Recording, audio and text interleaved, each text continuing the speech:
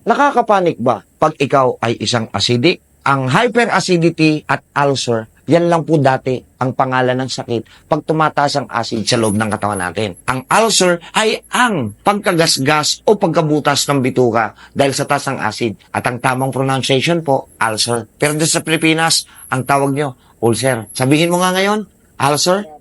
Hindi bagay. Balik tayo sa ulcer.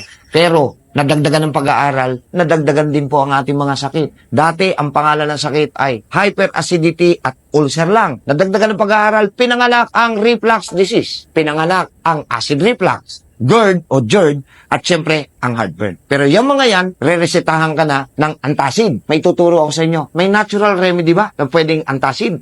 Pwede. Kumuha ng 200 ml na tubig. Lagyan mo ng 1 tablespoon apple cider vinegar. Mali tayo ng pananaw na ang apple cider vinegar ay acidic dahil maasim. Hindi po. Non-acidic po ang apple cider. At half teaspoon ng Himalayan salt. I-mix maigi. Pagka na-dilute na ang asin, ready to drink na po, yan na po. Iinumin nyo every morning pagkagising for 14 to 28 days and say goodbye to hyperacidity. Sa mga nais pa ho na makaalam tungkol sa kalusugan at karamdaman, tutok lang kayo dito sa ating bagong-bagong page at please like and share.